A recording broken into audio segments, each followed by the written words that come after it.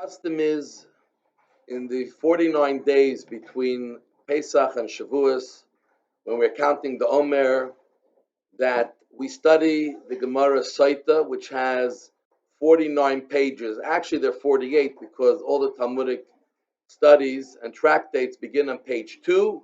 Page 1 is always empty because we never really finish the book. We can always delve a little deeper. But we study this tractate during this time. And every day I'm going to give you a little synopsis or some highlights from the page that we have been studying. And on the second day, which was the holiday, we had studied page 2.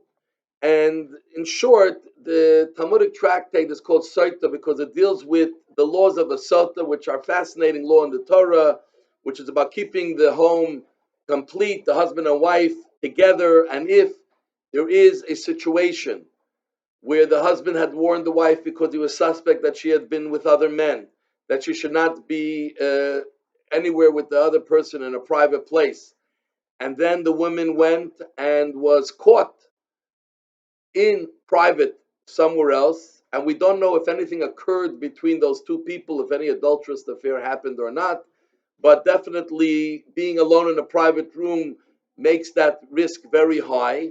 So the Torah created a whole situation where you go to Jerusalem, to the temple, and therefore these laws only apply during the temple times. And then there was a whole process where they either got a confession out of her if anything happened. If she claimed she was innocent, she had to drink a certain potion, and we're going to talk later on how that worked. And if she was saying the truth, then she walks out. Not only she walks out fine, but actually she gets blessed because she was suspected, but nothing happened, and she gets extra blessing. But if she was lying, that becomes her poison, and she dies from that drink that she takes. So the Talmud begins that saying that this warning that has to happen, according to Rabbi Eliezer, Rabbi Yeshua, the Mishnah says, they have to happen in front of two witnesses. You can't just warn her privately on her own and she could deny she was ever warned. That has to happen in front of two witnesses. Then the argument is, what happens about the her going into private somewhere? Does that have to happen with two witnesses witnessing her going to a private place, or is one witness enough, or the husband that saw her going to a private place enough? And that's an argument. Rabbi Eliezer says it is enough to have just her husband or one witness, and Rabbi Shua says no, you need to have two witnesses for both as well. Then we ask a question: how long do they have to be in a private place? And they say kidei tuma, for the time that something inappropriate can happen, and later on we'll discuss that in much more detail. What happens if she actually was with someone else in an adulterous affair, so her marriage cannot continue any longer until she drinks the potion? If she was only caught in a private place, but we don't know if she had an adulterous affair, but once she drank the potion and once she drank the potion, she came out fine, then everything is good. But let's say he died before she drank the potion. So then she does not collect any money for the get, for the ksuva that was written, because she may have been adulterous, and as well, if she was left, if she was, if the husband died and she was left childless, which according to Jewish law you need to have yibum, you have to get married to the husband's brothers. She does not get married to any of them because she's not allowed to even stay married at this point to her husband until she is cleared. So she has to get chalitza, meaning she get separated. The Gemara goes into a discussion. Why does the Gemara Sotah follow Nazir? Why is this all in one, following one another? And we explained that Nazir is about vowing yourself from drinking wine. And the Torah tells us, and the rabbis tell us, that when you see someone who is a Sotah, someone who's brought up to Jerusalem because they're suspect of an adulterous affair, how does such a thing even come to happen? Usually it's from lightheadedness, which comes from drinking. So if you see someone in that situation, especially someone who was found guilty and they died from it, the first thing you do is take the wine out of your menu, because that creates lightheadedness and allows you to come to such a situation. The Talmud brings in a very fascinating thing. It brings in a little discussion about marriage, and we find something very interesting, that the first shidduch, when a person gets married, the marriage is created through mazel, through good luck.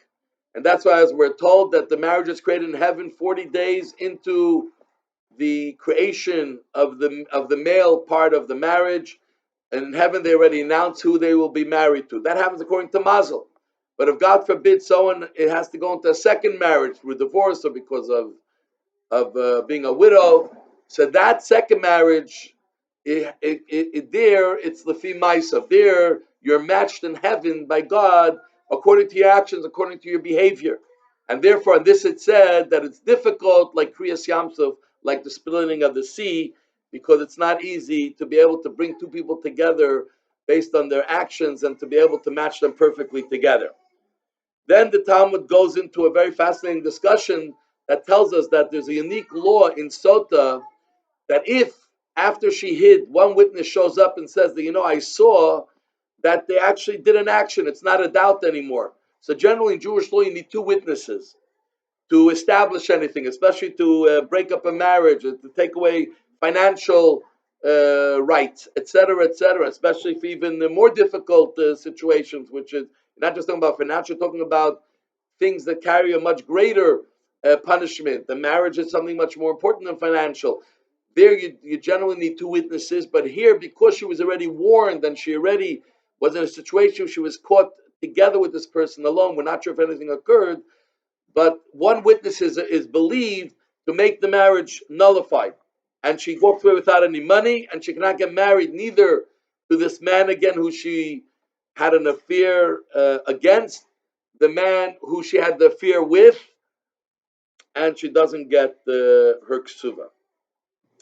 Then the Talmud tells us a fascinating thing. We'll end off with this, that the word kinui, hamakana, which we talk about giving warning, but where does the word kinui come from? So the Talmud says the kinui comes from kas, from anger, from strife. Because if a man warns his wife, where it said either she creates strife between her and others, so according to the opinion that he may, and there is an opinion, not in our Mishnah, but in elsewhere, that the warning can come from the husband alone without any witnesses, and all of a sudden this woman is staying away from people, and people are saying, what is she, a snob? She doesn't mix with anyone anymore, with these people. But little do they know, because her husband warned her not to be with any of these people. So therefore, because it is done privately, so the strife is created between her and the society around, and everyone starts talking. But according to the opinion that has to be done in front of two witnesses, so then we're told the strife now is between her and her husband, because all of a sudden everyone starts talking, her husband doesn't believe her, doesn't trust her anymore, what's going on in their household. So there's a strife that's created between her and her husband, and that is what we are saying, that kinoi comes from a strife that happens between her and her husband. That's page 2 of Sotah.